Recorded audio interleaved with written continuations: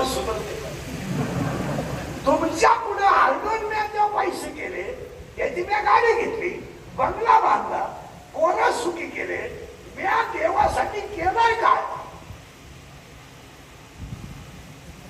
मग मी परमार्थिक आहे हे तुम्ही म्हणता कशावरून? गायक आहे, वादक आहे, महाराज आहे, यांचं देव हा शब्द निमित्त आहे, यांच्याकडे देवाला देण्यासाठी काहीच नाही. काय तुमच्याकडे देवाला दोन गोष्टी लागतात, दोन्ही तुमच्याकडे नाही. एक श्रद्धा आणि दोन भाव. श्रद्धा तुमच्याकडे शिल्लक नाही, भावाचा तुमचा विषय नाही. तुम्ही देव हा शब्द फक्त आणि फक्त भांडवल आणि निमित्त म्हणून वापरला. हे तर तुमचं मत काय? एखाद्या माणसाला 100 माणसांची ट्रिप काढून काशीला नेली, त्यांना लोकांना काशी करून आणली हा उद्देशच नाही. उरलेल्या पैशाचा याच्या बायकोला गजरा घेतला हा उद्देश आहे. तुम्ही डोकं चांगलं वापरा आणि काशीला त्याच्याबरोबर गेलेल्यांना मोक्ष मिळालाय असं स्वप्नात घडणार नाही.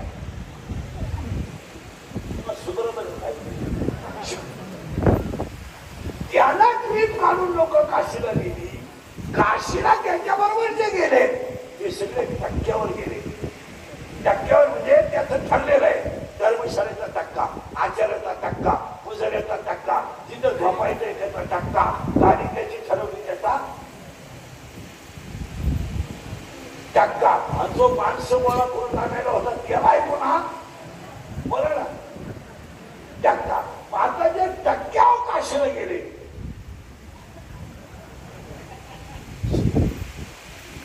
त्यांना विमान आलंय असं घडलं का कधी? हा भांडवल आहे. देव वेगळा आहे आणि देवासाठी जगणं वेगळं आहे. देव वेगळा आहे आणि देवासाठी जगणं वेगळं आहे. तुमचं माझं देवाच्या नावावर जगणं आहे, देवासाठी नाही. देवासाठी जगणं तर या जगाच्या इतिहासात सगळे संत देवाकडे गेले, पण सावता बाबा असे संत आहेत देव त्यांच्याकडे आले. या जगात सगळ्या लोकांनी खरं सोडून देव मिळवला, पण कांद्याला विठ्ठल बनवून, मुळ्याला विठ्ठल बनवून आणि भाजीला विठ्ठल म्हणून सावता बाबांनी देव कमावला. या जगात सगळी लोक देवाची पूजा करतात, देव तुकोबारायची पूजा करतात. तुम्ही अभ्यास करा. देव तुकोबारायची पूजा करीत होते, परत लोक खातवा. सावता बाबाकडे देव आलाय, तुकाराम बाबाकडे देव आलाय. आतापर्यंतच्या जगाच्या इतिहासात ज्यांनी परमार्थ केला त्यांच्याकडे देव आला. आमच्यासारख्याकडून देव गेला, आमच्याकडे माल आलाय. लोकच बघतोय. नाही कोणी सांगितलं तुम्हाला हे? नाही नाही नाही. या जगात या जगात कुणाचाच आधार नव्हता. कुणाचा एकाचाही कुणाचा आधार नाही. असे एकच संत होऊन गेले की ज्यांना भावाचा आधार नाही, ज्यांना चुलक्याचा आधार नाही, ज्यांना चुलकीचा आधार नाही, असे संत ज्ञानोबा आहेत. आणि ज्ञानोबा असे संत आहेत जे कुणाचा आधार नाही, म्हणजे विश्वाची आई आहे. निवृत्तीनाथ असे संत आहेत कुणाचा आधार नाही, म्हणजे विश्वाची गुरु आहे. इथं प्रत्येक कीर्तनकार मोठ्या माणसाच्या आश्रयावर जपतोय. ज्याला हरिपाठ पाठ नाही त्याला साहेब म्हणतोय. तुम्ही म्हणजे हे तुम्हाला आश्रयावर जगणारी लोक आहेत. आश्रयावर इथं ज्ञानोबा आई नाही आहे, विश्वाची आई आहे. आणि तुको बरं गुरु नाही आहेत, जगात गुरु आहे. तुम्ही निरीक्षण करा मला.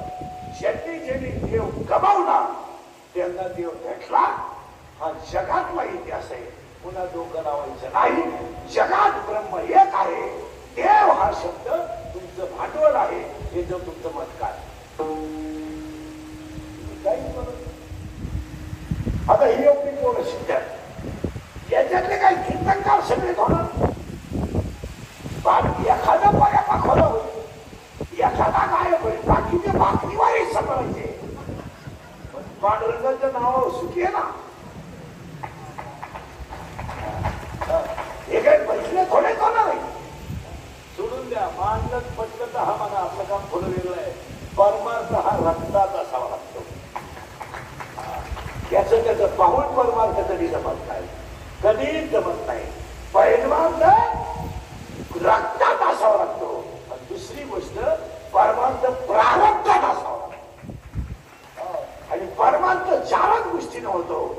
शास्त्र कृपा, गुरु कृपा, अंतःकरण कृपा आणि ईश्वर कृपा. आणि परमार्थ तीनच प्रचिती येतात. शास्त्र प्रचिती, गुरु प्रचिती आणि आत्मप्रचिती. त्याच्यामध्ये शास्त्राची प्रचिती उशिरा आली तरी चालेल, पण आत्मप्रचिती आली तर संत होतात. थोडे किचकट आहे. प्रचिती आतली आली पाहिजे. या बाहेरच्या जगाच्या काय नाही लागतात. हे कोणतं स्वीच आहे? हे जग कोणतं खरं आहे? मग देव हा धर्म शब्द तुमचा भांडवल आहे. धर्म हा शब्द तुमचं भांडवल आहे. काय धर्म समजता तुम्ही? काय धर्म करतो लोकांना? 250 रुपये रोजानं जाऊन सभेला टाळ्या वाजवणारी माणसं धर्म बोलतात. तुम्ही धर्माच्या गप्पा असता. समोसा देऊन लोकांना टाळ्या वाजवायच्या सभेला, आणि तुम्ही धर्माच्या गप्पा हवे का? सुधारत आहे तुम्हाला? काय धर्म करत? धर्माची व्याख्या तिसऱ्या अध्यायात काय म्हणजे ना, शुद्ध आचरण बरोबर धर्म. काय आचरण आहे तुमच्याकडे? तुम्ही आम्हाला माझी बरोबर इतिहास सांगत आणि आम्हाला तुम्ही सभेला जाऊन एक समोसा खाला तर 3 चक्या खराब आल्या. तुम्ही धर्माची भाषा वापरता. तुम्ही धर्म हे भांडवल करू नका. आणि आज सगळ्या लोकांनी धर्म हे भांडवल केलाय. सीधा आला का धर्म काढायचा. आता ह्या 2 महिन्यात धर्म उठल. डिसेंबर पर्यंत धर्म जाईल राहणार. एकदा पंचकोटी झाली का धर्म संपला. डायरेक्ट 2029लाच उठवायचा. आणि 2 शब्द काढायचे फक्त, जात आणि धर्म. खालच्या मारामाऱ्या लावून द्यायच्या, वरच्यानी मस्जिद एकत्र टाकायचं. असं इंग्रज गेल्यापासून धर्म चाललाय. माऊलीची भाषा नव्हता. स्वधर्म जरी लोकला, सर्व सुखाचा थारा मोडीला, दीप सवे हरपला प्रकाशला. ऐकायचं गौरव्या. तुम्ही शरीरा न पिडावे, तुम्ही मृतने न करावे, तुम्ही देवांतरा न भसावे, तुम्ही तीर्थासी ना जावे, तुम्ही स्वधर्मा ते यजा. स्वतःचा धर्म पाळा. तुम्ही सत्ता भोगण्यासाठी धर्म शब्द वापरलाय. तुम्ही सत्ता भोगण्यासाठी का धर्म वापरलाय? तुम्हाला धर्मच कळत नाही तुमच्या गाठात. तुमची गंमत काय झाली कोणी सांगू? बऱ्याच दिवसानं बांधून झालेली गाय सुकली आणि ती जर घासात गेली तर ती घास खात नाही. उड्या हाती उड्या. शेंगा खाऊ का बुडूक खाऊ, शेंगा खाऊ का बुडूक खाऊ. आणि कोण सुद्धा कितीच नाही ती गाय. 13व्या त्यात ओळी केली जनावरानं. हिरवा चारा बांधावे पशु. हिरवा चारा पाहिलं गाय तशी भागवती, तशी तुम्ही सत्तेसाठी भांबवलेली माणसं आहे. तुम्ही धर्माचं भागवत करायचं. तुमची ओव्या सांगा धर्म कसा आहे तुमचा. 3ऱ्या अध्यायात ओवी आहे. गायीचं वासरू नेलं, गाय दूध देत नाही, गाय दूध देत नाही. शेतकरी गाय द्या, त्याला वासरू फाडलं, त्याच्यात भुसा भरला आणि गायीनं दूध दिलं. ओवी इतकी सुंदर आहे. सत्याचा भोगसा काढला, आज पूर्ण वटा भरला. सत्य आतलं काढून टाकलं आणि त्याच्यात भुसा भरला आणि त्या गायीनं दूध दिलं. पण 5 वेळा सगळी मंडळी हा प्रयोग फक्त जर्शीला चालतो. गावरांना जर प्रयोग केला तो एका रातात गडी घरात टाकल्या आणतात. जर्शीचा विषय नाही. जर्शीला तू जरी पेला तरी पाना सोने गावरांना चालतो. आणि हीच व विश्वाला हीच सत्याचा भोगसा काढला, आज पूर्ण वाटा भरला. म्हणजे सत्य काढून टाकलं आणि आतमध्ये